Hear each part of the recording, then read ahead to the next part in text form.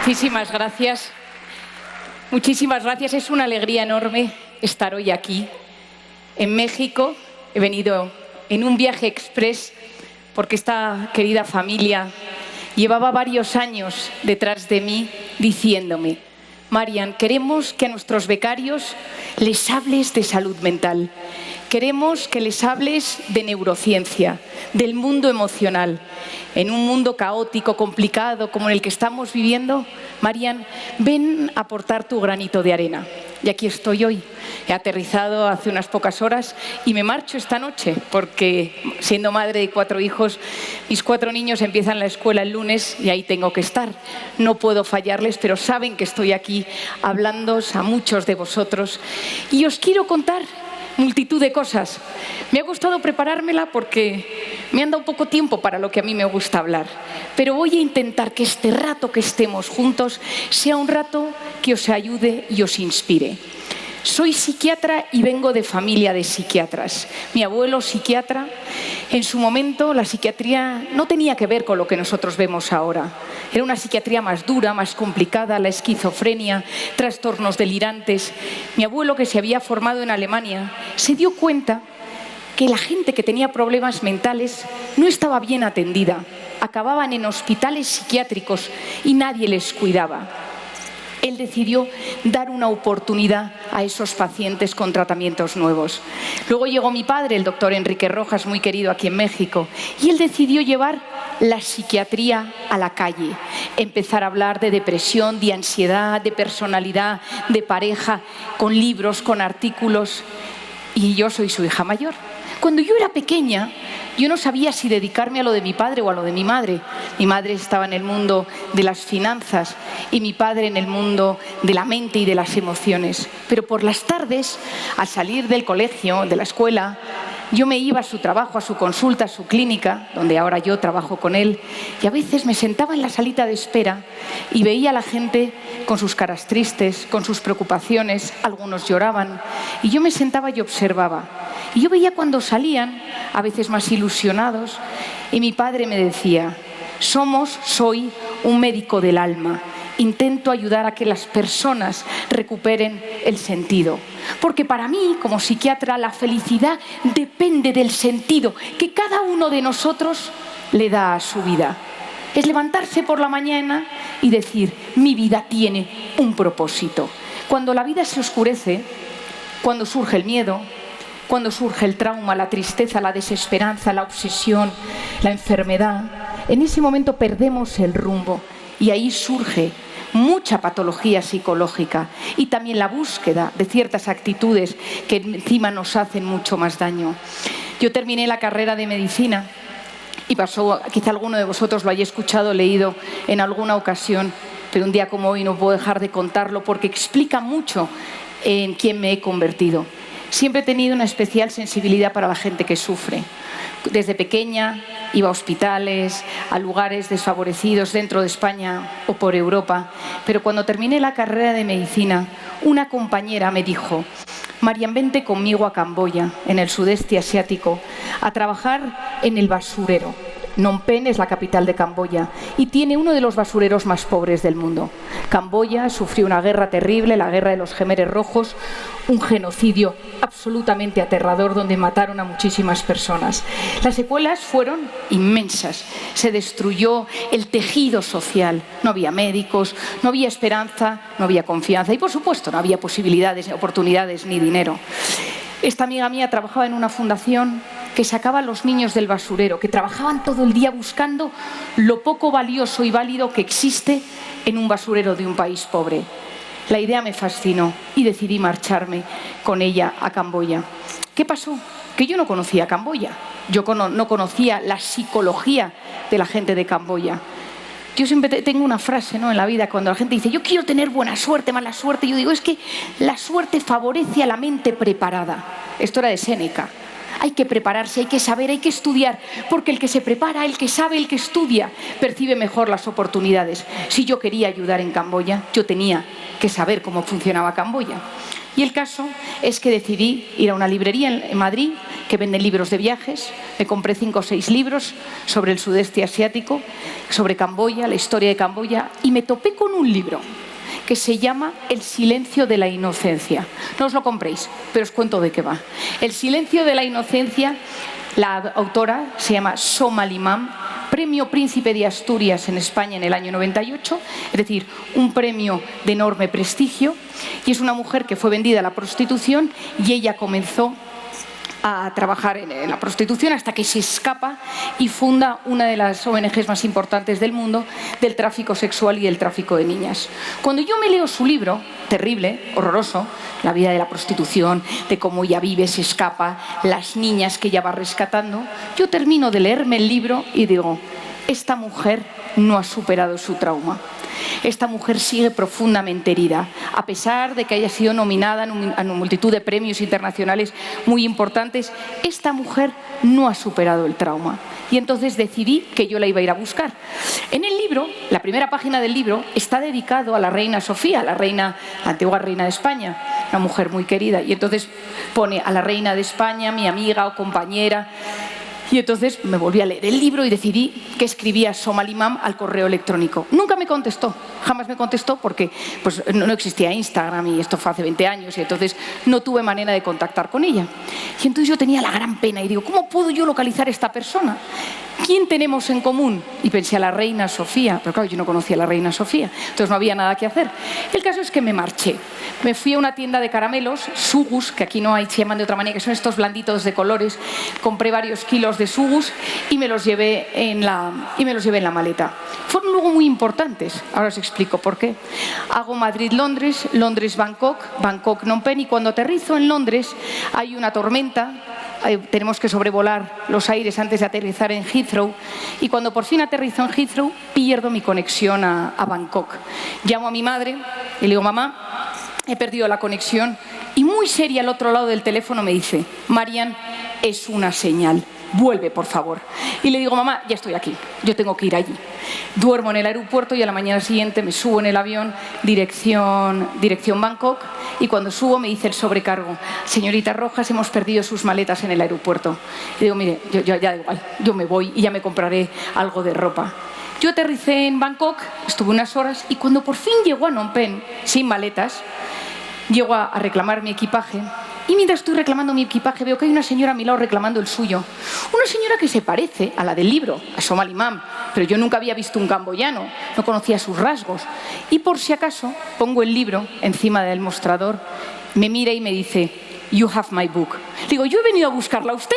Entonces la señora se echa hacia atrás, me mira, llevaba detrás a un tipo que luego resultó ser una especie de tipo de seguridad guardaespaldas, es una mujer completamente perseguida por las mafias y el tema de tráfico de mujeres, y le digo, mire, yo es que soy médico, bueno, yo he leído su libro, y yo veía que no me hacía caso. Luego supe que era una mujer que no se fiaba de nadie, y entonces veo que ya ha reclamado su maleta, se va, y le digo, no, a ver, un momento, le digo, bueno, usted quiere mucho a una persona. Y me dice, ¿a quién? Y le digo, a la reina, doña Sofía.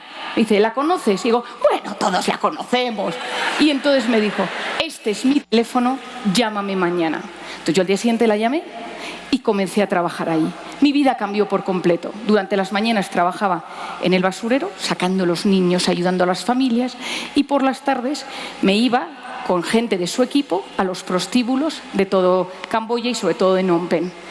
Me rompí, o sea, dejé de tener un sentido claro de vida, sufrí muchísimo, no entendía la maldad. Yo tengo la suerte de venir de una familia con mis padres, nos queremos mucho, y yo veía demasiado dolor y sufrimiento. Y me planteé 3 temas.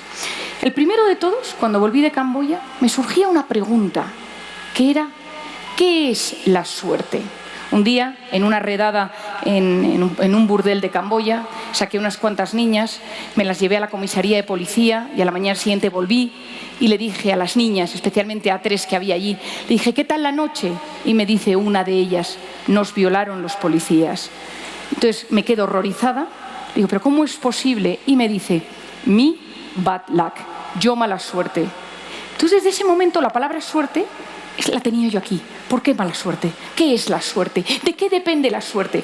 Hablaba la doctora Rigoberta, ¿no?, de ese factor suerte de la vida.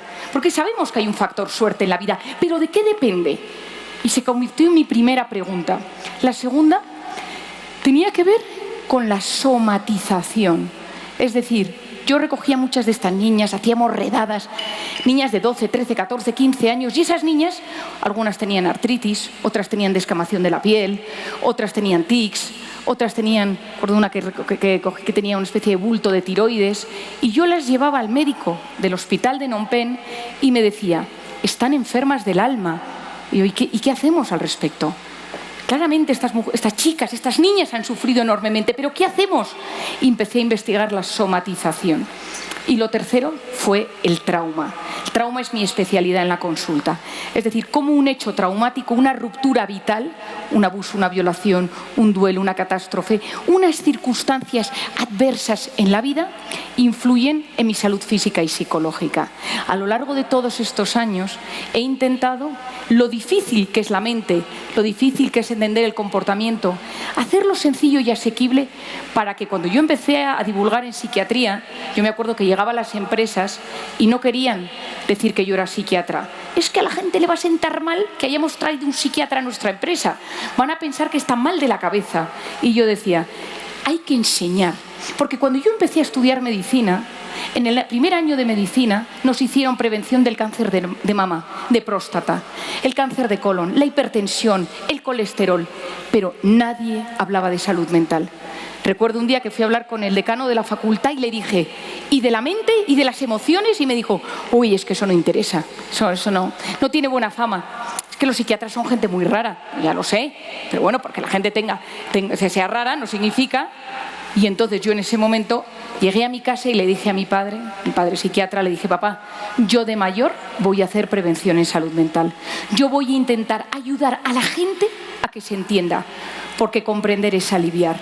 Cuando uno se comprende, se siente aliviado. Cuando uno entiende su propia vida, sus propias reacciones, cómo somatiza, por qué elige la pareja que elige, por qué se enferma, por qué se activa la ansiedad, por qué pasa lo que pasa a nuestro alrededor y a veces, dependiendo de nuestros comportamientos o actitudes, uno se siente aliviado. Y sintiéndose aliviado, es más fácil que pida ayuda, que busque curarse, que busque unos mejores hábitos de vida.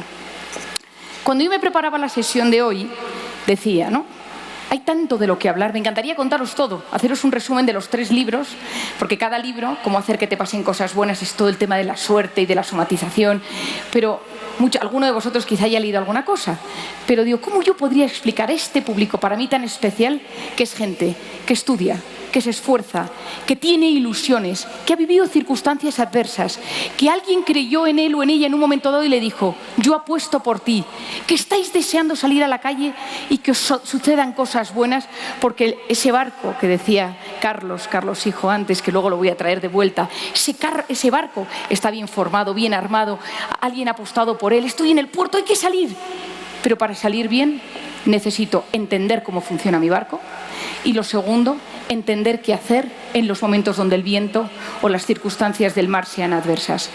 Hoy os voy a hacer un diagnóstico de nuestro tiempo, un diagnóstico psicológico de nuestro tiempo.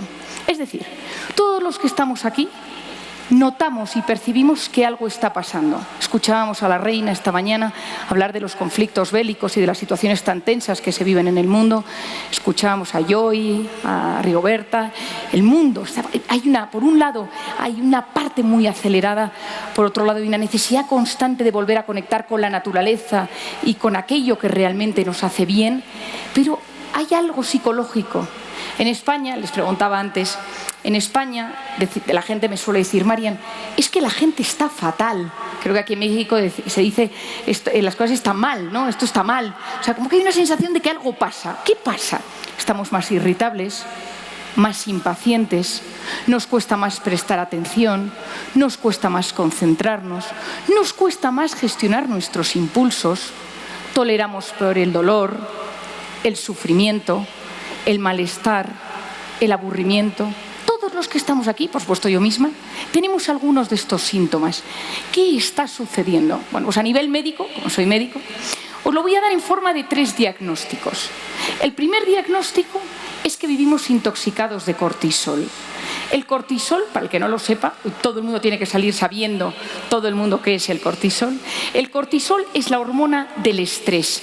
Se activa en los momentos donde mi supervivencia física está en juego.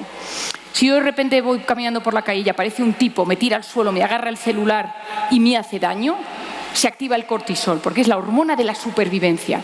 Es la que detecta que hay algo que me puede hacer daño.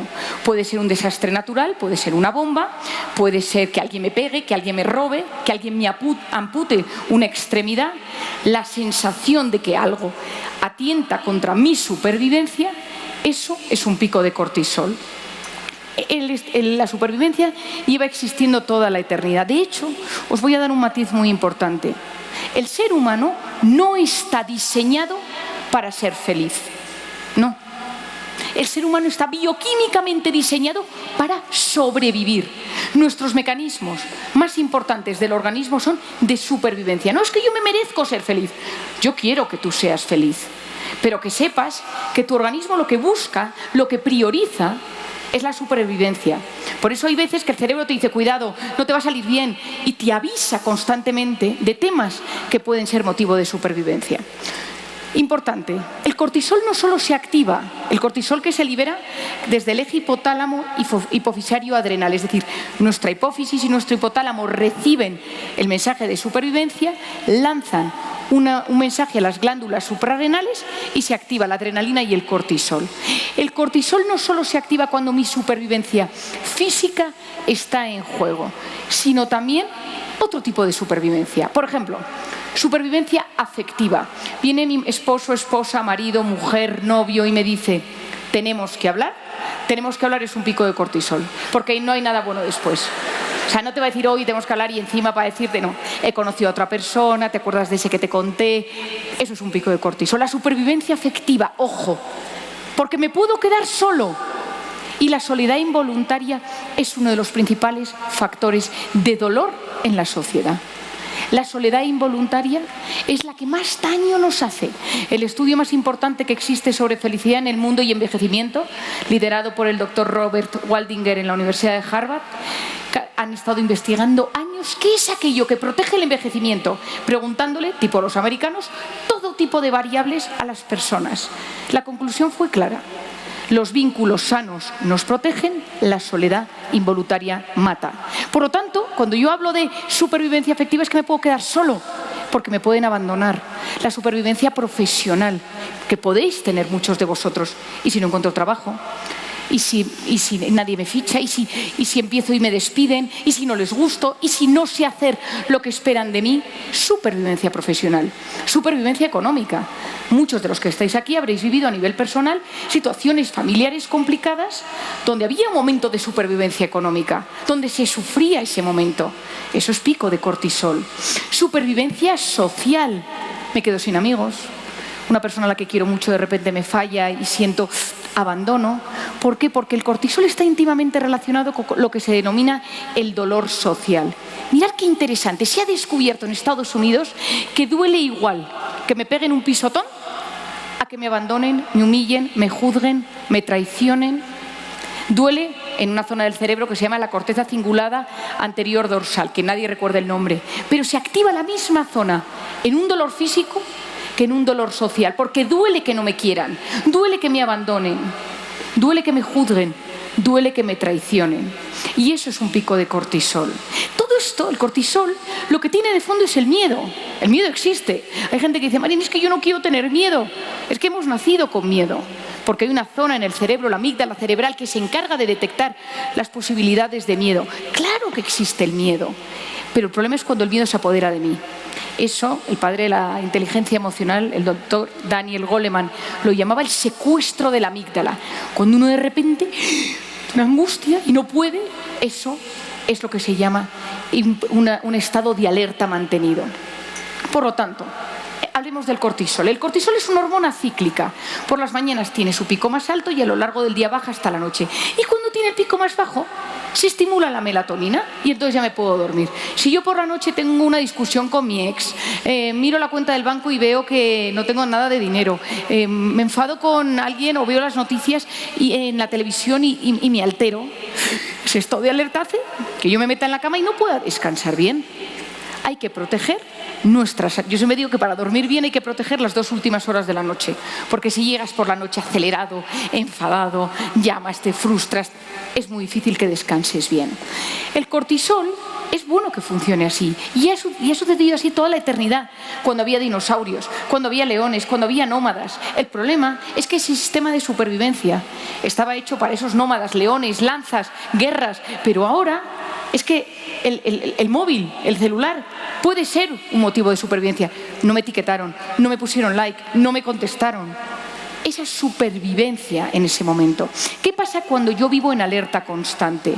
¿Qué pasa cuando yo tengo miedo todo el rato a algo, real o imaginario? Esas niñas mías camboyanas, ellas tenían un trauma.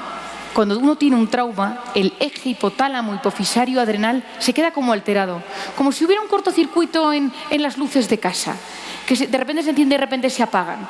Pues eso sucede. La gente que tiene un trauma de abandono, de violación, de gritos, de insultos, de violencia, cuando se convierten en personas mayores, muchas veces su nivel, su umbral de alerta es mucho más distinto, es mucho más débil. Y hay gente que notas que vive con muchísimo miedo por todo aquello que le sucedió. Cuando yo vivo en alerta constante, yo lo llamo intoxicación de cortisol. Significa que estoy en alerta generando cortisol todo el rato. Hay síntomas físicos, psicológicos y de conducta. A nivel físico, el intestino. El cortisol altera la microbiota, separa las membranas y entonces empieza a entrar comida en el cuerpo que no me conviene. Me empiezo a inflamar, empiezan los gases, las disbiosis, eso que está ahora mismo tan en boga. Empiezan las taquicardias, las taquipneas. Meto aire, pero como que no acabo de respirar bien. El sistema nervioso se altera, me tiembla el párpado, se me duerme la mano. Noto un cansancio constante, hay mayores contracturas en el cuerpo. Y aquí os quiero hablar de un campo maravilloso que se llama la psiconeuroinmunoendocrinología, o sea, que tiene varios símbolos. Lo que hemos descubierto en los últimos años es que la psique, la mente, la parte psicológica, la parte del sistema nervioso, la parte inmunológica y la parte endocrina, las hormonas, están constantemente unidas. Mis células escuchan cómo yo me encuentro. Los receptores de mis células, de la sangre, de mis glóbulos blancos, detectan qué neurotransmisores hay circulando por la sangre. Por lo tanto, influyen en esos momentos de estrés constante que todos hemos pillado, un catarro. A nivel psicológico, la intoxicación de cortisol me hace estar más irritable, más impaciente, todo me afecta más. Tengo ansiedad. Ansiedad es miedo como con síntoma físico, que bloquea la mente y puedo tener incluso una depresión. O dicho de otra manera, muchas depresiones provienen de estados de alerta permanentes.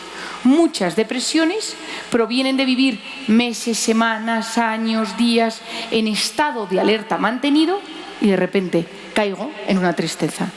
Y un dato muy importante, digo la frase y luego la explico. Los estados de alerta mantenidos bloquean mi corteza prefrontal. Esta frase, que no se entiende, pero que ahora os la explico, es de las frases más importantes que os voy a decir hoy. La corteza prefrontal es la zona que se encarga de prestar atención, de concentrarme, de gestionar mis impulsos, es la zona que se encarga de tener perspectiva en la vida, de ser capaz de conectar con las demás personas. Bueno, pues esa zona, que es absolutamente clave, cuando yo vivo en estados de alerta mantenidos, miedo, circunstancias externas, internas, traumas, mis circunstancias familiares, económicas, profesionales, la corteza prefrontal se bloquea y me cuesta mucho más entender la vida, tomar buenas decisiones, ponerme en el lugar del otro. Si yo estoy en alerta máximo, es muy difícil que yo sea capaz de conectar con el problema del que tengo enfrente, porque voy a lo mío, porque pienso en mi supervivencia.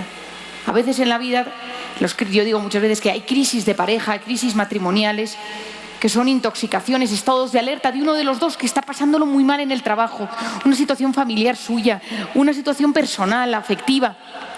Y el matrimonio, la pareja no puede conectar, porque uno de los dos lo está pasando muy mal y el otro intenta llegar y nota un muro y nota una cierta agresividad. Por lo tanto, el primer diagnóstico es la intoxicación de cortisol. ¿Cómo gestiono yo las batallas de la vida? Todas las personas del mundo, por muy ricas, por muy guapas, deportistas, lo que sea, traen batallas, las macro batallas y las micro batallas. Las macro, pocas veces podemos hacer nada al respecto. La pandemia, no podemos hacer nada al respecto. Guerras, podemos hacer muy poco al respecto. Pero la clave es cómo yo gestiono mi micro batalla diaria. La batalla de mis pensamientos, de cómo yo me trato. La gestión de mi pareja, de mi relación de pareja o de mis no relaciones de pareja. La relación con mis hijos, con mis hermanos, con mis amigos, con mi sexualidad, con mi dinero. Eso, todos nosotros, si yo os hiciera que en esa libreta que os han dado pusierais 10 cosas que os preocupan, me apuntaríais 10. Pero os doy una buena noticia. Y es que el 90% de las cosas que nos preocupan nunca suceden. Mi mente y mi cuerpo no distinguen lo real de lo imaginario. Y esas preocupaciones activan también ese cortisol. Es otra de las grandes ideas que os transmito hoy, querida juventud. Todas esas preocupaciones, el 90% no van a pasar. Y todo aquello que os preocupa en vuestra cabeza y esas películas que os vais haciendo, muchas de ellas no van a suceder. Ojo, pero están liberando cortisol. Ojo, pueden estar teniendo un impacto en la salud, en el ánimo, en la concentración, en el sistema inmune. El segundo diagnóstico es que vivimos intoxicados de dopamina. La dopamina es una sustancia maravillosa. Es el personaje principal de mi último libro, Recupera tu mente, reconquista tu vida. La dopamina es una sustancia que nos ayuda a disfrutar, es la hormona del placer, es la hormona de la motivación, es la hormona de aquello que nos gusta, de aquello que disfrutamos, de esa gratificación de la vida, de las sorpresas, de eso que te viene cuando no te lo esperas, que aparezca un día tu jefe y te diga que tienes un bonus 10 veces más grande de lo que te imaginabas nunca. Eso que te pasa por dentro, eso es dopamina. Por lo tanto, la dopamina es buena y la dopamina lleva existiendo toda la eternidad, pero también relacionada con la supervivencia. Pero también con la supervivencia. La dopamina también está, al igual que el cortisol, íntimamente relacionada con esa supervivencia, con dos momentos fundamentales. Uno, las relaciones sexuales, la supervivencia, y el segundo, la alimentación. Es decir, desde que el hombre es hombre, nos hemos reproducido y hemos comido. Si no nos reprodujéramos y no comiéramos, se terminaría la humanidad. Por lo tanto, esa sustancia que se encarga, llamada dopamina, tiene que ser lo suficientemente poderosa para que yo me levante por la mañana y quiera comer y no diga, bueno, voy a estar 4 días sin comer, porque entonces mi cuerpo se enfermaría y me moriría. Por lo tanto, esto funciona así y es una hormona buena. Pero ¿qué pasa? La dopamina está íntimamente relacionada con el sistema de recompensa. Cuando yo lo utilizo, cuando se activa, hay una recompensa en mi cerebro y me siento bien. Hasta ahí funcionaba todo, pero llegaron las drogas y hackearon este sistema de recompensa. Es decir, alcohol, tabaco, cocaína, heroína, marihuana y las nuevas drogas, redes sociales, pornografía, videojuegos, apostar por internet, están diseñadas para modificar mi sistema de recompensa. Vamos a entender cómo funciona la dopamina como si tuviéramos un microscopio y vamos a verlo amplificado. Tenemos una neurona, seguro que aquí alguno sabe cómo es, que es como estrellada, con una cola, que es el axón, y con unas patitas. Yo me tomo algo rico, me voy a cenar, como algo rico, me tomo un vino rico y tengo, ¡pum!, ese pico dopaminérgico. Y ahí esa neurona se excita, es lo que se llama un potencial de acción excitatorio, y llega hasta el final de la neurona. Y al final de la neurona hay unas patitas que dentro tienen vesículas llenas de neurotransmisores. Pero el mensaje ha sido, me gusta, lo estoy disfrutando. Se abren las vesículas y la neurona siguiente tiene unos receptores en su membrana y recibe la información. Esos receptores son de dos tipos. Receptores de dopamina, que se llaman receptores D1, dopamina 1, y receptores de dopamina 2. El D1 es el que dice, me gusta, más, lo acelera, esto me está encantando, y estimula al siguiente. Y el D2 le dice, sí, pero calma, está bien, pero que no se te vaya de las manos. El equilibrio de cómo gestionamos nuestros impulsos y nuestras conductas de recompensa y de gratificación instantánea tiene mucho que ver con que hay un buen equilibrio entre esos receptores de dopamina 1 y de dopamina 2. Vale, pongamos un caso. Cualquiera de vosotros empieza un día a trabajar en una empresa. Está en una empresa, empieza a trabajar, ambiente de jóvenes, muy apetecible, y uno de los días, uno de los que está allí trabajando le dice, oye, ¿te quieres venir a tomar unas copas el jueves o el viernes, que vamos algunos y con unos amigos de fuera? Y este dice sí, incertidumbre, ganas, dopamina, tengo ganas de saber, y entonces va con los amigos, va con estos del trabajo. Llega, empiezan a tomar una copa, otra copa, poco sólido, poca proteína, entonces empieza a subir más el efecto del alcohol. Y llegan, alcohol bloquea la corteza prefrontal, la que nos ayuda a pensar. Entonces llegan las 2 de la mañana y uno de ellos le dice a mi personaje, le dice, oye, nos vamos a ir a un sitio, a un after, un rato, y algunos probamos otras cosas. ¿Quieres venir? Este tipo, vamos a llamarle Pedro, en condiciones normales diría, pues no, porque yo no quiero probar las drogas, no me interesa. Pero claro, la corteza prefrontal, que es la que permite que yo sea capaz de gestionar mis impulsos, está de vacaciones por el alcohol y entonces tiene menos capacidad de poder gestionar ese momento. Y dice, bueno, voy a ir a probar todo aquello que sea incertidumbre, ganas de conocer algo nuevo, a ver qué pasa, es brutal en ese momento para el cerebro, ¿no? No mires eso porque hay algo que no puedes mirar, no puedes dejar de mirarlo, o sea, es una cosa que tiene el cerebro. Y entonces Pedro va con sus compañeros, llegan a un sitio donde hay más alcohol, pues donde hay chicas, donde hay cocaína, y de repente no recuerda muy bien qué pasa, pero termina la mañana siguiente con una desconocida, con cocaína, muchísimo alcohol, y se levanta y dice, Dios mío, ¿qué ha pasado? Pueden pasar varias cosas. Que Pedro por la mañana se levante y diga, horror, no puede volver a suceder, se me fue de las manos, ¿qué me sucedió? La segunda es que diga, no me acaba de encantar, pero controlado en el tiempo, lo puedo volver a repetir, pero dentro de unos meses. Y la tercera es que diga, mañana quiero repetirlo. La razón por la cual sucede 1, 2 o 3 no está del todo clara. La doctora Nora Volkow, la psiquiatra más importante de tema de drogadicción en Nueva York, da diferentes teorías, pero todavía no está aclarado, entonces para no liaros, pero pueden pasar las 3. Imaginaros que la tercera, esto me ha encantado, el viernes que viene, por favor, que me vuelvan a invitar, esto lo tengo que volver a vivir, esto lo tengo que volver a pasar. Llega el viernes que viene, los amigos, oye Pedro, ¿quieres repetir? Claro, ella que va. Y empieza a ir todos los viernes, y a veces los jueves, y a veces los sábados.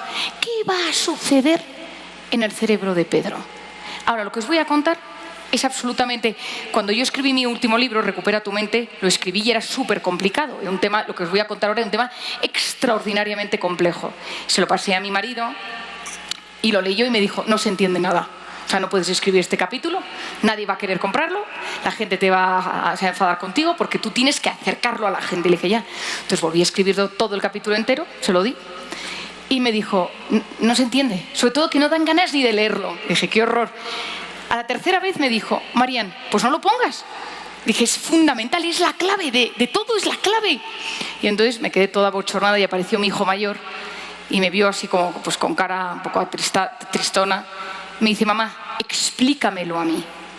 Y entonces mi hijo, que entonces tenía 8 años, empecé a contarle una cosa y mientras se lo contaba me di cuenta que era tan sencillo, pero tan real, que lo primero que hice fue mandárselo al jefe de servicio de adicciones, que es amigo mío en un hospital de Madrid, y le dije, ¿te parece que lo ponga? Pues no tiene, ahora vais a entender el símil. Y me dijo, adelante. Os lo voy a explicar. Nuestro organismo está constantemente buscando el equilibrio, lo que se denomina la hormesis. Es decir, si yo me como 20 donuts o 20 cajetas de dulce de leche, deliciosas, una cosa que es riquísima que me han dado, que son unas tortugas con un chocolate, una cosa espectacular, que eso es una cosa para volverse loco, pues el pico de insulina, lógicamente, pues ha llegado después. Pero cuando yo tomo mucho azúcar, tengo pico de glucosa, pero mi cerebro dice, y mi organismo dice, oye, cuidado, cuidado, cuidado. Si soy diabético, fatal. Pero si no soy diabético, dice, tengo que proteger a Marian. Marian no se puede enfermar. Y llama al páncreas, y el páncreas tiene las células de Langerhans que empieza a producir insulina. Insulina baja la glucosa. Bueno, nuestro organismo tiene mecanismos de autorregulación con el sodio, con el potasio, con la temperatura, con el pH, con la glucosa. ¿Qué sucede con la dopamina? Os lo voy a contar como se lo expliqué a mi hijo. Imaginaos que hay de esos juegos que cuando jugábamos, bueno, aquí los jóvenes no han jugado a esto, pero los que son más mayores sí, a la cuerda, que tú tienes a unos tipos tirando de una cuerda, a unos chicos, y al otro lado tienes a otros que intentan a ver quién gana tirando a la cuerda. Bueno, pues imaginaros que a un lado tenéis tirando la cuerda, tirando la cuerda, tirando la cuerda a azúcar, ultraprocesados, dopamina, cocaína, alcohol, pornografía, videojuegos, redes sociales, YouTube, tirando, ¿no? Todo aquello que sabemos que es dopaminérgico del siglo XXI, cada cual lo que tenga, porque cada cual aquí tira las compras online, eso es lo mío, o sea, cada cual tira lo suyo, ¿no? Tira. ¿Quién está al otro lado? haciendo de equilibrio para que yo no me intoxique de dopamina. Porque mi organismo no quiere que me intoxique de dopamina. ¿Sabéis por qué? Porque me tiene que proteger de convertirme en un adicto. Si cualquiera de vosotros ha pasado por una adicción o tiene amigos familiares que lo hayan pasado, saben que es un tema extraordinariamente complejo. ¿Y qué hace? ¿Quién empieza a tirar aquí? El dolor. Aquí empieza a tirar, imaginaros como si hubiera moléculas de dolor, que empiezan a tirar. ¿Qué es lo que sucede a partir de ahora? Que yo ya no consumo buscando placer, sino esquivando el dolor. O sea, yo ya no consumo porque quiero alcohol. Consumo porque no soporto la sensación que tengo cuando no tengo alcohol dentro. Yo ya no consumo porque necesite ver en Instagram o en TikTok, no sé qué, no. Es que no soporto el aburrimiento. Porque llega un momento que todas estas moléculas, como si fueran microenanitos de dolor, imaginaros, es un símil, están tirando. Llega un momento que todo duele, todo irrita, todo molesta, todo aburre. Una sociedad adicta al placer se convierte en una sociedad intolerante al dolor. Todo me molesta, todo me irrita, todo me aburre. El profesor habla fatal, no se le entiende, es aburrido. Mi abuelo no me oye cuando me habla. Me gustaba lo que decía la doctora Rigoberta, ¿no? Volver a hablar a los abuelos. El abuelo es aburrido, no le tolero a mi abuelo, no puedo soportarle. No puedo estar hablando con mi abuelo porque es que es muy lento. Todo nos aburre, todo nos altera. Esto es clave que lo entendamos. Porque al final todos nosotros estamos imbuidos en este mundo dopaminérgico. Un mundo dopaminérgico, y las drogas históricamente han entrado por la nariz, por la boca y por las venas. Pero en los últimos años entran por los ojos. Y está diseñado para que sea así. Años 2002, Universidad de Stanford, un profesor, el profesor Fogg, mormón, tenía una asignatura, Captology, Laboratorio de Técnicas Persuasivas, y eligió a varios de sus alumnos de la Universidad de Stanford para que acudieran a su materia.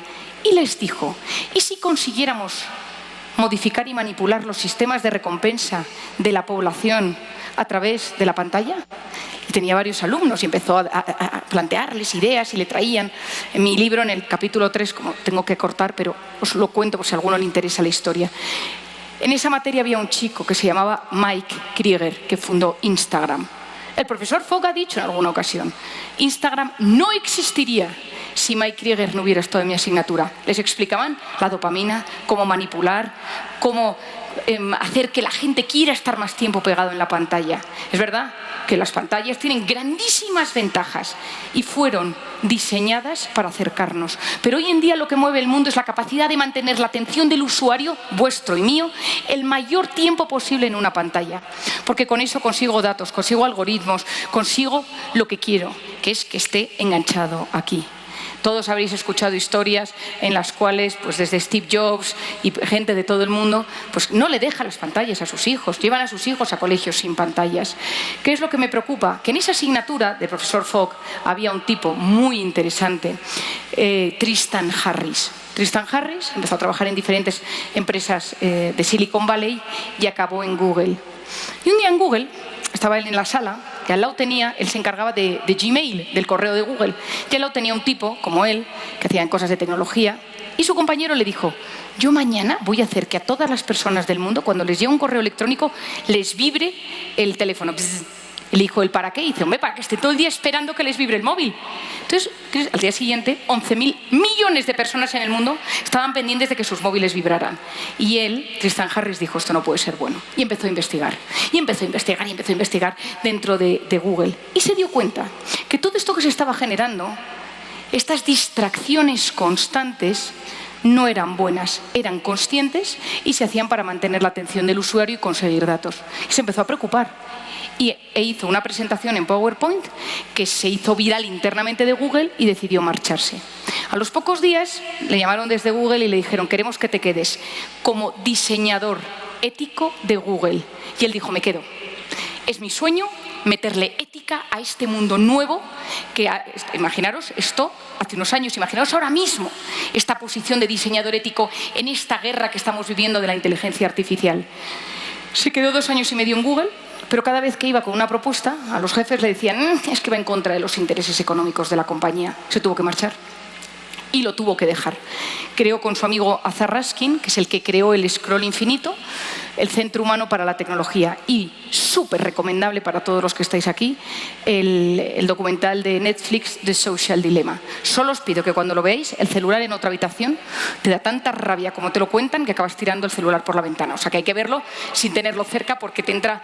Está hecho, en mi opinión, es un documental maravilloso, pero ultra pesimista. O sea, no hay solución. Y a mí siempre me parece que en la vida uno tiene que dar soluciones a las cosas. Ahora, si tenemos que hablar de inteligencia artificial, ¿por qué me preocupa? Porque la inteligencia artificial que nos la han hecho cariñosa, nos la han hecho empática. Está preocupada por ti, te quiere, ¿cómo estás? Espero que el plan que te propuse el otro día. Entonces, en una sociedad tan sola e individualista, estamos teniendo los primeros casos de suicidio, de gente que ya no va a terapia porque habla con ChatGPT, con IA, con la que sea.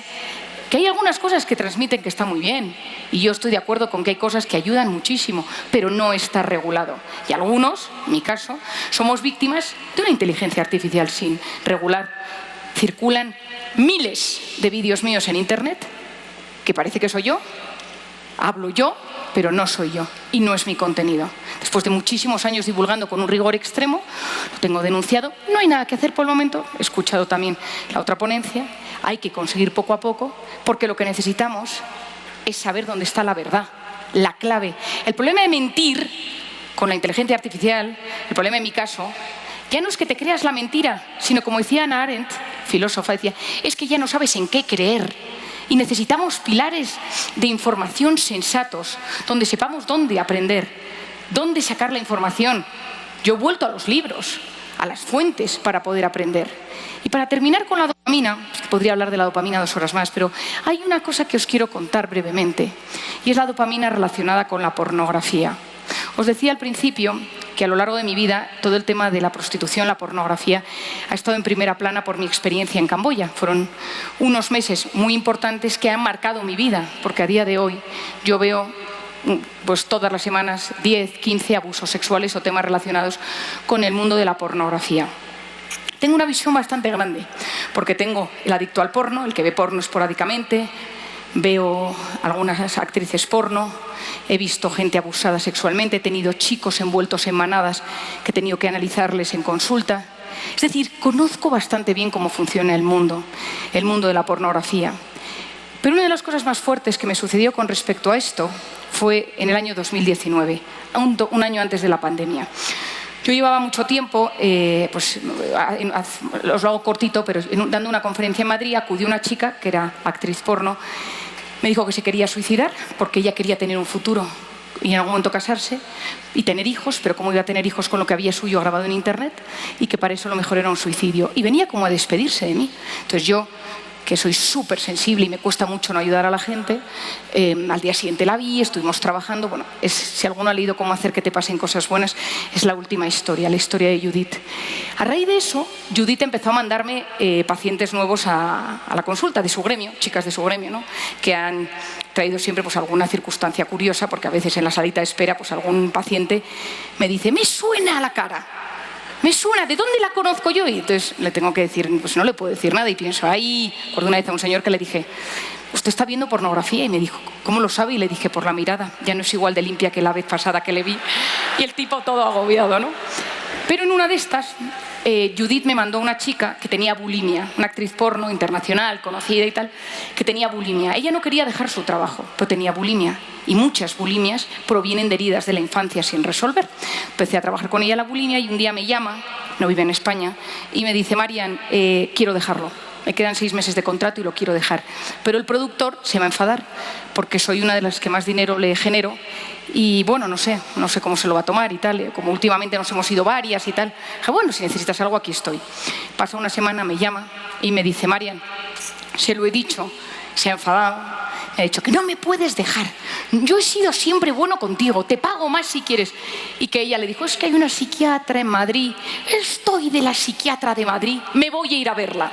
Y yo digo, no quiero verle. O sea, yo no quiero ver a este señor.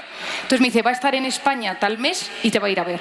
Entonces este tipo apareció en mi consulta, alto, hablábamos en inglés, yo nerviosísima, pico de cortisol altísimo, y entonces estaba yo de los nervios, y entonces me dijo, que me dejes hacer mi trabajo.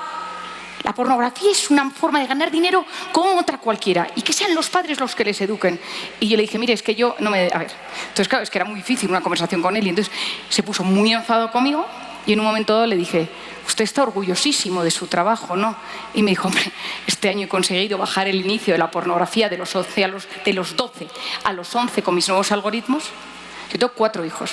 Entonces yo... Y le dije, ¿pero qué, cómo? Y dice, hombre, pues es que usted no sabe el dinero que esto da. Es que esto es dinero, entonces por favor déjenme hacer mi trabajo.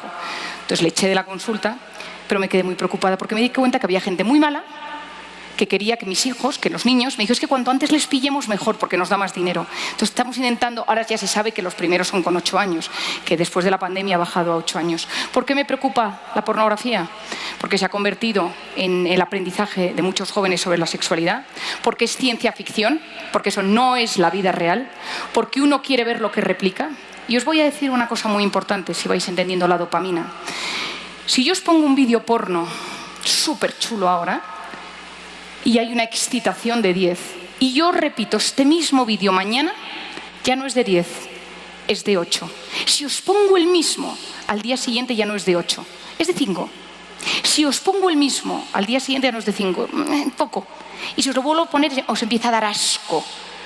La dopamina funciona con un sistema de recompensa variable, por eso necesitamos más intensidad, por eso los vídeos cada vez son con más intensidad, más violencia, y yo lo veo. Porque cuando yo veo a los chicos que han abusado o que están envueltos en manadas, todos me reconocen que llevan viendo pornografía muchísimos años. Esa sexualidad, yo siempre comparo a mis pacientes, cuando yo les hablo de este tema, les digo, mira, hay 2 temas en la vida que hay que gestionar bastante bien. Uno es cómo comes y otro es tu vida sexual. Si a ti de pequeño te enseñan a desayunar palomitas, popcorn, a comer hot dogs y a cenar pizza, cuando tú tengas 20 años y tengas que comer saludable, o 18 o 32, o te digan que tienes el colesterol alto, no vas a saber. Si a ti te meten la sexualidad desde la pornografía cuando eres pequeño, con esa pornografía que es ciencia ficción y no es real, el día que eso lo tengas que meter en una relación de amor, es muy complicado. Es extraordinariamente complicado y os pido que en esto hagáis una reflexión, porque hay mucho invertido para que estemos todos enganchados en cualquier cosa, en TikTok, etc. Pero la forma en que amamos y sobre todo en que amamos y demostramos cariño en pareja es de las cosas que más llenan el corazón humano. Y el tercer diagnóstico es que vivimos en una profunda crisis de atención. La crisis de atención significa que mi corteza prefrontal funciona cada vez peor. Os lo voy a explicar brevemente. La corteza prefrontal, aquí delante, se encarga de prestar atención, de concentrarme, de gestionar mis impulsos, de posponer la recompensa, de frenar y empatizar, frenar y meditar, frenar y rezar. Esa es la corteza prefrontal. Cuando un bebé nace, su corteza prefrontal es profundamente inmadura. ¿Qué estimula la corteza prefrontal de un bebé? La atención de un bebé. 3 cosas: luz, sonido y movimiento. El bebé puede pasar a su padre, movimiento, se enciende la tele, se oye una música. ¿Qué quieres de tu hijo? Que a medida que van pasando los años, también preste atención, pues esté sentado en una conferencia escuchando, que pueda ir a un museo, que pueda estar sentado en la salita de espera del médico, subir en el metro o en el autobús o en donde sea, y que esté gestionándose. ¿Qué pasa si tú a ese niño pequeño le das la tablet desde que es pequeño? ¿Qué es la tablet? Luz, sonido y movimiento. El cerebro funciona con un mecanismo que se denomina use it or lose it, o lo usas o lo pierdes. Si yo solo soy capaz de prestar atención con luz, sonido, movimiento, llega un momento que cada vez controlo y gestiono peor todo lo que tiene que ver con mi corteza prefrontal. La corteza prefrontal del siglo XXI está saturada de luz, sonido, movimiento, velocidad, hiperestimulación, sociedad cargada de información sin formación. ¿Cuáles son las consecuencias de una corteza prefrontal bloqueada? Son 3. La primera, me hago adicto a lo irrelevante. Me encanta lo superficial, lo dopaminérgico. Estás leyendo algo, como haya una noticia un poco dopaminérgica, la nueva novia del futbolista del Barça, no sé qué, te metes dopamina, aunque no te interese nada, aunque no te guste el fútbol, pero de repente dopamina, porque eso es dopamina. Te haces adicto a lo superficial en detrimento de lo profundo. Todo lo que requiera reflexión es dificilísimo de conseguir. Y lo tercero, cuando la corteza prefrontal está bloqueada, me polarizo. O es blanco o es negro. O te quiero o te odio. Sin corteza prefrontal, empatizamos muchísimo peor con la persona que tenemos delante. Nos cuesta muchísimo más entender. En una sociedad más polarizada que nunca, con algoritmos que nos llevan solo a aquello que nos polariza, cuando nos tenemos que poner de acuerdo con el que no piensa como nosotros, no tenemos las herramientas. ¿Por qué me preocupa estar en una crisis de atención? Porque para salir de una crisis económica, financiera, de salud, bélica, necesitamos gente muy lista, que piense mucho, que estudie, que mire a lo largo de la historia cómo se han hecho cosas similares, que se ponga de acuerdo con otros departamentos e implemente medidas. Todos esos pasos forman parte de la corteza prefrontal. Si tenemos una crisis de atención, una crisis de corteza prefrontal, eliminamos las herramientas para salir de la crisis. ¿Qué hacer al respecto? Os voy a dar una serie de tips, una serie de ideas. Podría hablar de muchísimas cosas, pero lo voy a intentar organizar para estar en tiempo y para que luego todavía pueda charlar. Lo primero, la primera, es conocerme. ¿Quién soy yo? ¿Quién soy yo? ¿Cómo es mi personalidad? Soy sensible, soy paz, soy de alta sensibilidad, soy impulsivo, soy obsesivo, soy reservado. ¿Qué me sube el cortisol? De las cosas más importantes que yo le digo a mis pacientes, ¿qué te sube el cortisol? Me sube el cortisol mi suegra, temibles suegras, me sube el cortisol mi cuñado, temibles cuñados, me sube el cortisol pensar en mi pasado, el dinero, ver mi casa, me sube el cortisol mi trabajo, mi jefe, mis miedos, la salud, soy hipocondriaco. Tener identificado qué es aquello que me altera. Siguiente punto, ¿qué es aquello que me repara? ¿Qué es aquello que me hace bien? Deporte, naturaleza, lectura, coser, pintar, cocinar, ver a mis amigos, hacer deporte. Hay que dedicar más tiempo a las cosas que nos protegen nuestra salud mental. Cuando digo quién soy yo, aquí hay una cosa muy interesante. En el quién soy yo es ¿quién cree la gente que soy yo? O sea, cuando yo le pregunto a tu madre, a ver, ¿qué me va a decir tu madre de ti? Uf, que soy súper desordenado, un caos y que soy poco cariñoso, ejemplo, ¿no? Pero yo no creo que sea tan poco cariñoso, ¿no? Esa forma que todos nos defendemos contra lo que los demás piensan de nosotros. Lo que los demás piensan, lo que yo creo, pero luego hay una tercera parte que para mí es la clave de la salud mental. Si uno me dijera, Marien, ¿qué es para ti tener salud mental? Yo diría, es llevarme bien con mi voz interior. Todos nosotros tenemos una voz interior que va comentando nuestra vida. Tu jefe no te hace caso, has engordado, no te vas a casar nunca, tu trabajo no vale, eres cobarde, deberías enfrentarte a este tema. Todos. Las mujeres, 24/7 y encima asociado a temas emocionales. Los hombres, la mayor parte de ellos tienen la suerte que a veces nada. ¡Qué suerte! Yo cuando termine mi vida y vaya para arriba le preguntaré al Creador y le diré ¿por qué nos hiciste tan complicadas? Pero fuera de este inciso, esa voz interior no constante, los que interpretamos, nos decimos. Y hoy en día sabemos una cosa, que el 90% de lo que nos preocupa nunca jamás sucede. Y que hay una cosa fundamental y es que la actitud está íntimamente relacionada con cómo yo me trato. Si yo voy a una entrevista de trabajo y digo, pero piden nivel alto de inglés y mi nivel de inglés es medio alto, ¿no me van a contratar? Es muy difícil que te contraten. Porque tú le estás diciendo a tu cerebro ya que no te van a contratar. No significa ir por la vida pensando que soy el mejor y la mejor y que entonces todo lo bueno me va a salir. Pero significa tratarme con cierta delicadeza y compasión. Significa darme una oportunidad. Significa saber si a veces soy yo mi peor enemigo. Una de las cosas que más se repite en mi consulta es gente que viene y me dice, María, no me soporto. No me soporto. Es que no sabes cómo me trato. Es que me fustigo todo el día. Me hago autoboicot constantemente. Cuidado con el autoboicot que nos lleva a sacar nuestra peor versión. Por lo tanto, saber quién soy. Lo segundo, 3 hábitos de vida absolutamente fundamentales para proteger la salud mental. Ese barco de Carlos, ese barco, ¿no? El primero, el sueño. Si yo tuviera que deciros una cosa, yo con mis hijos tengo una obsesión con el sueño. Hay gente que dice, no, yo tengo la suerte que con 5 horas estoy estupendo o estupenda, ¿no? Hay que dormir, porque durante la noche se repara el sistema inmune, se reparan los receptores de dopamina. Durante la noche somos capaces de poder registrar las cosas emocionales malas que nos han sucedido. Yo lo comparo, como yo a mis hijos les cuento todo, como a niños pequeños, pues a veces uso sus ejemplos. Tenemos el sueño no REM y el sueño REM. Y el sueño REM, Rapid Eye Movement, movimiento rápido de ojos, es donde vamos filtrando todo aquello emocional que nos ha sucedido a lo largo del día y lo vamos ordenando. Yo lo comparo a un secretario sentado en un despacho, donde en el sueño REM, sobre todo el final de la noche, le van trayendo documentos. Esto es la pelea que tuviste ayer con tu madre, esto es el problema económico que tienes, esto es el tropezón que te hiciste otro día y que tienes que ir al traumatólogo, y le va pasando, ¿no? Y este secretario, que trabaja en el sueño REM, dice, esto se destruye, esto para mañana lo soluciono, esto hay que pasarlo por aquí. Y a la mañana siguiente yo tengo más herramientas para gestionar mi vida emocional. Si yo no duermo, esto es un símil, ¿vale? Pero para que vosotros lo entendáis, si yo no duermo al día siguiente, es decir, el secretario no ha pasado por allí, o sea, al día siguiente es un batiburrillo, estoy enfadado con este y con esta, tengo que ir al traumatólogo y estoy enfadado por mi pie y entonces acabo pegándole incluso una patada a la mesa que me duele más la pierna y dices, ¿qué me está pasando? Queridos jóvenes, vosotros, vuestro cerebro está en un momento clave, protegerlo. Y para eso, las 2 últimas horas antes de acostaros, yo sé que es casi imposible, pero la luz del celular inhibe la secreción de melatonina, que es aquella que me permite tener un sueño reparador. Si yo estoy a las 2 de la mañana pegado al teléfono, es muy difícil que yo vaya a tener ese sueño reparador. La base de la inteligencia emocional está en dormir bien.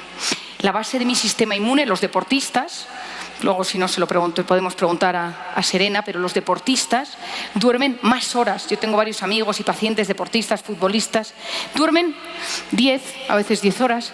Es verdad que a veces con la vida de trabajo y con hijos, en mi caso es imposible, pero lo que no podemos es dormir 5 o 6 horas. Lo segundo es el ejercicio, el deporte. El deporte es mejor antidepresivo que los antidepresivos. Lo que pasa es que a veces uno tiene una depresión tan fuerte que no puede salir de la cama. Pues entonces en ese caso hay que tirar de otras herramientas, pero a poco que nos podamos mover, el ejercicio fabrica una sustancia que se denomina BDNF, factor neurotrófico derivado del cerebro, no recordéis el nombre, pero que lleva a mi cerebro a su máximo potencial. Yo cuando hago ejercicio memorizo mejor, pienso mejor. Bueno, es que todos lo habéis visto. O sea, el deporte es fundamental.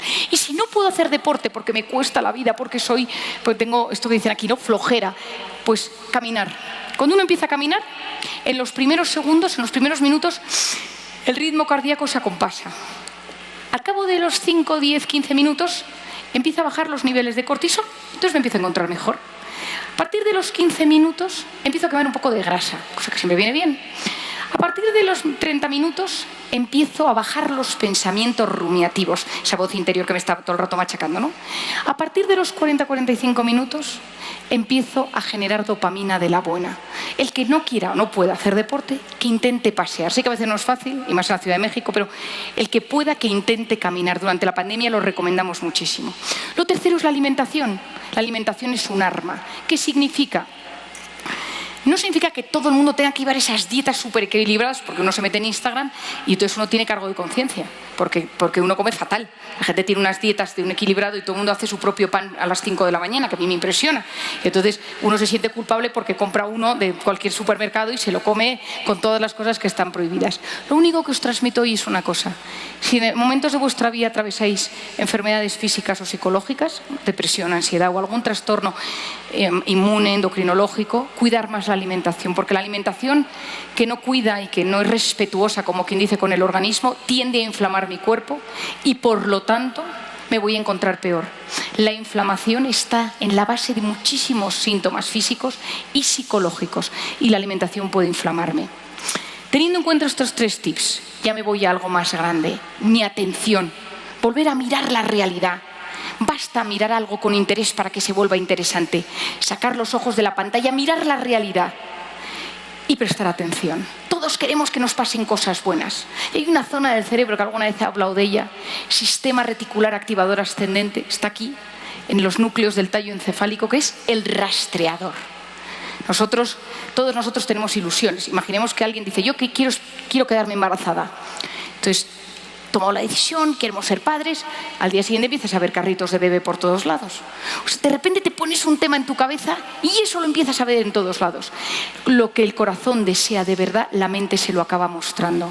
Cuando yo quiero algo con ilusión y lo pongo en primera plana, intento prestar atención, voy a ver cosas, porque mi cerebro busca cosas que se relacionan con mis ilusiones. Ahora, si yo me levanto por la mañana y digo, el tráfico es horrible, pagan fatal, mi madre es súper pesada y me siento súper solo, todo el día, todas las señales van a ser que tu madre es pesada, que te sientes solo, que el tráfico es horrible. Es decir, la actitud es clave y la actitud es cómo yo me hablo y las ilusiones que yo me pongo. A veces es difícil tener ilusión porque uno tiene circunstancias personales o del pasado sin resolver. Pero ese punto de actitud es fundamental. cuidar la atención, cuidar mi corteza prefrontal. ¿Cómo la cuido? Quitarnos las notificaciones del celular. Si quieren algo, que llamen. Durante los 10 primeros días hay síndrome de abstinencia y empiezas a mirarlo el doble de veces. Y entonces estás todo el rato mirando el teléfono, pero luego te sientes libre. Y luego, propósito de vida. La felicidad consiste en encontrarle un sentido a la vida, buscar un propósito. Pensar en grande, actuar en lo pequeño. Mirar con ojos nuevos. A veces tiene que ver con encontrar la trascendencia en la vida. Algunas personas encontrarán en eso la trascendencia, Dios, su fe, la vida, la naturaleza. Pero ver más allá, porque eso nos ayuda. Y ahí entra la meditación, entra la oración, que nos ayuda a bajar, a conectar, a tener ese impulso y poder recuperarnos. No podemos, no estamos diseñados para vivir acelerados. Nos enferma una vida acelerada, ojo. Estamos diseñados para poder frenar y poder conectar. Y finalmente, la oxitocina. La oxitocina es la hormona del parto y de la lactancia, y hasta ahí se quedaban mis conocimientos cuando yo estudié medicina. Nace mi tercer hijo, estoy en plena lactancia, me avisan del hospital que se presenta un nuevo fármaco en un hotel en el centro de Madrid. Voy en coche, yo tenía un cochecito pequeño, lo sigo teniendo, muy viejo. Voy a un sitio en el centro de Madrid donde el parking era monstruoso, aparco, subo, escucho la ponencia. Y cuando ya estoy sentada escuchando, me avisan que el bebé se ha despertado y que tiene que comer. Y entonces fui corriendo al parking, pago. Cuando estoy llegando, mi coche estaba aparcado entre dos cochazos. Entonces cuando me estoy acercando al mío, sale un tipo con muy mala pinta y me grita: dame las llaves del coche. Le digo: mi coche es el malo, el viejo, el que no funciona, por favor. Entonces me da un ataque de pánico, un pico grande de cortisol, como ya sabéis. Me subo al coche y me empieza a gritar. Y yo, mira, respirar. Entonces arranco el coche, voy hacia mi casa, raspé todo esto pasó hace 7 años. Raspé el coche, sigue raspado, de recuerdo. Entonces raspé el coche, llegué a mi casa, no podía respirar. Subo, me dan al bebé en brazos, mi hijo que ya lloraba sin parar, me lo pongo al pecho para que coma, y al cabo de unos instantes entra mi marido y me dice: Marian, ¿qué ha pasado? Y entonces le empiezo a hablar normalmente y me dice: pero no entiendo nada. Y le digo: no, lo que yo no entiendo es que yo acabo de llegar a casa angustiada, con un ataque de pánico que puedes tardar hasta 6 horas en recuperarte. Esto es lo malo de saber las cosas, pero... Y le digo: y yo ya me encuentro bien. Dice: bueno, pues será que después de tantos años ya tienes herramientas para bajar la ansiedad. Y digo: no, que soy una persona muy normal, que aquí está pasando algo nuevo. No había subido por escaleras, es decir, no había fabricado BDNF, no había meditado, no había hecho nada, no me había tomado ninguna medicina. Entonces estoy dando de comer al pequeño y digo: la lactancia. Me meto en internet y busco oxitocina y cortisol. Y leo: si estimulas la oxitocina, bajas el cortisol. Y digo: hay que estimular la oxitocina. Pero claro, no nos podemos poner a lactar todos. Y digo: hay que buscar otra manera de poder estimular la oxitocina. Tengo que buscar. Y entonces empecé a leer. La oxitocina es el vínculo. Es el símbolo de la confianza. Es lo que yo llamo, las personas que tienen esa capacidad y que quedas con ellas, llevas tiempo sin verles, llegas aquí a México, te das un abrazo y eso es un pico de oxitocina. Da igual el tiempo, da igual a veces los males entendidos, no. Eso es oxitocina. Esas son las personas vitamina, las personas que te hacen sentir bien. No significa que yo tenga que estar bien todo el rato con todo el mundo todo el tiempo, no. Significa que yo soy una persona capaz de cuidar. El cortisol, el miedo, la oxitocina, el amor. Intoxicados de miedo, nos salva el amor. En una sociedad polarizada, nos salva el amor. Queridos amigos de México, estáis en el puerto con ese barco, ¿no? Con ese barco y os vais a alta mar, va a haber viento. El pesimista dirá: mal, nos hundimos. El optimista dirá: ya mejorará. El realista, el equilibrado, el que tiene las herramientas emocionales, ajustará las velas. Queridos mexicanos, que sigáis siendo vitamina para mí, porque cada vez que vengo aquí recibo muchísimo amor. Muchísimas gracias. Ahora, para moderar este segmento, recibamos con un gran aplauso al doctor Javier Helguea.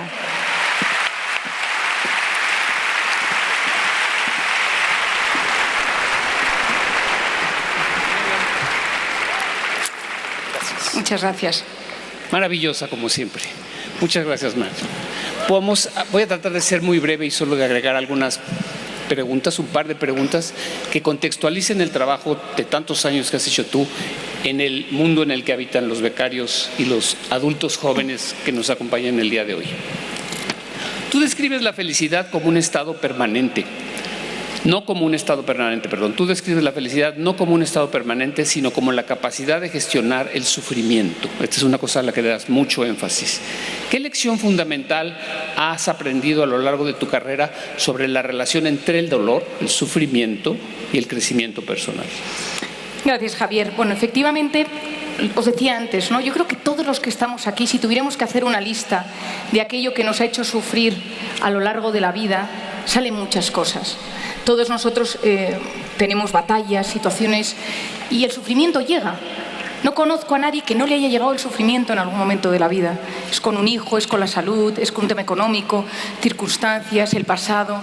Es decir, la vida es muy dura.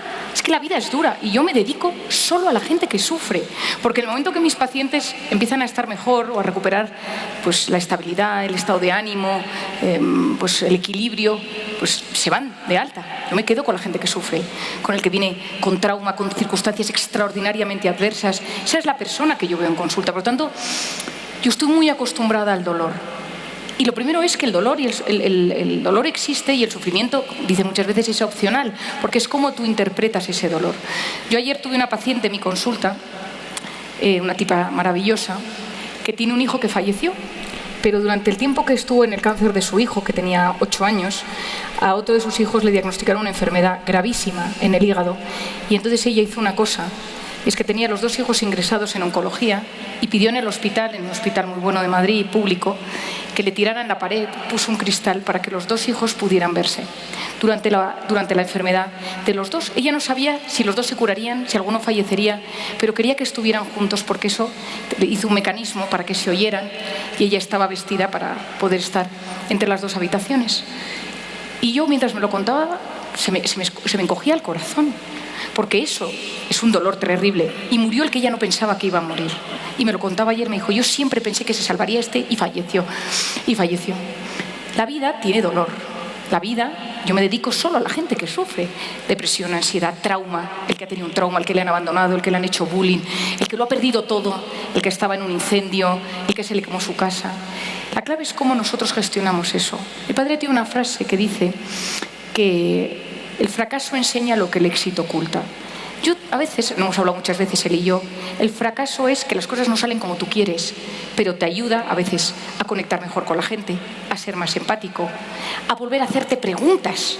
Porque hablábamos de encontrar el sentido de la vida, pero para encontrar el sentido de la vida tengo que hacerme preguntas. Y para hacerme preguntas alguien me tiene que parar en este mundo acelerado.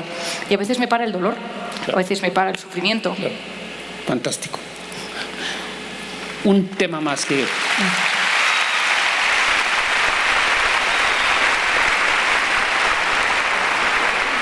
A lo largo de tu trabajo, pero especialmente el día de hoy, has insistido mucho sobre el rol de la incertidumbre en la salud mental, en la salud emocional. ¿Cómo pueden los becarios, jóvenes adultos, gestionar la incertidumbre cuando, y eso creo que es el contexto que quisiera dar, sus 2 principales, puede ser casi una caricatura, problemas de incertidumbre son en nuestro país la inseguridad y por el otro lado este reacomodo del mercado laboral que ha puesto sus planes de carrera en la incertidumbre, en la duda metódica? ¿Cómo pueden convertir esa ansiedad que resulta de la incertidumbre en un motor que les permita proyectar en un futuro incierto una carrera profesional productiva? Bueno, yo creo que aquí hay 2 cosas muy importantes. La primera es que aquí hablan de 2 seguridades y por tanto la seguridad es la diferencia de la seguridad, lo contrario es el miedo. Entonces ya sabemos lo que el miedo, cortisol, incertidumbre, lo que pone nuestra supervivencia en juego. Aquí está la supervivencia, la macro, que es la inseguridad de un país, que podemos hacer poco al respecto, porque no depende de nosotros. Yo cuando hablo con muchos en países o en circunstancias donde tienen momentos de incertidumbre, me recuerdo la pandemia. O sea, la pandemia no podíamos hacer nada, podíamos ponernos un tapabocas, pero poco más podíamos hacer. Ese macro, que es esa seguridad, y luego el micro, que es mi seguridad, mi estabilidad, mi supervivencia profesional. Los 2 tienen un impacto muy similar en mi organismo, porque los 2 ponen en juego mi tranquilidad y mi paz interior. Uno es que salgo a la calle y me puede pasar algo, y el otro es que yo como ser humano y como identidad tengo un sitio donde ir a trabajar por las mañanas, tengo un sitio donde soy capaz, donde me pagan, donde me valoran, donde puedo ascender, donde puedo traer dinero a casa porque tengo pareja, tengo novio, tengo novia, o para mi familia, para ayudar en casa porque a mis padres les vendría muy bien la ayuda que yo puedo traer a casa. Esa incertidumbre, según como yo la gestiono, tiene un impacto muy importante en el devenir de lo que va a pasar conmigo. Es decir, si yo salgo todos los días para la calle solo pensando en la inseguridad que puedo tener, mi organismo se bloquea, se intoxica. Para que nos pasen cosas buenas, la suerte, lo digo de otra manera, es donde confluyen la preparación y la oportunidad. Estáis preparados, pero hay que percibir las oportunidades. Las oportunidades se perciben muy poco cuando uno tiene miedo. Cuando uno vive inundado de miedo, las oportunidades no las ve. La parte cerebral que me permite ver las oportunidades e ilusionarme con que eso puede pasar se apaga por completo, porque solo pienso en que tengo miedo, mi voz interior se convierte en rumiativa. Os animo a que, por supuesto, os protejáis, es decir, de lo que podáis en el macro os protejáis, y en el micro decir, yo ya he puesto todo aquello que podía hacer para llegar a este punto. Hay miles de oportunidades fuera. Tengo que encontrarlo, tengo que encajar, tengo que creer, tengo que tener fe y tengo que ir con la ilusión. Quizá el primer sitio al que vaya no sea el definitivo, pero tengo que hacer prueba-error y creer que al menos yo lo valgo, porque tenéis las herramientas. Hay gente que ha creído en vosotros, incluso antes de que vosotros creyerais en vosotros mismos, desde vuestros padres, vuestros maestros, vuestros profesores, la fundación que creyó en vosotros, y que crean en ti es más importante que cualquier cosa en esta vida. Abrir vuestra mente, abrir vuestro corazón, porque esas oportunidades están fuera y tenéis las herramientas, las circunstancias y la capacidad para lograrlas. Una última pregunta.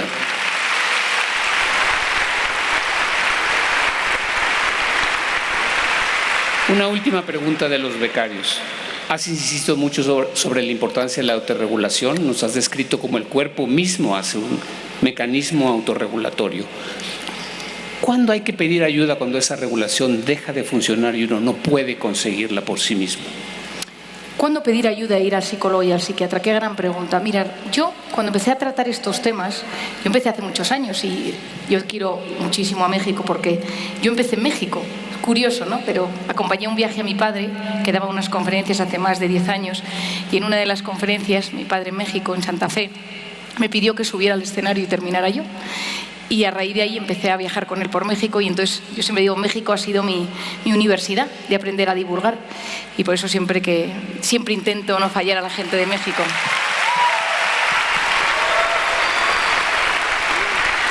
México está en mi corazón, tengo que decirlo, y entonces, gracias, muchas gracias.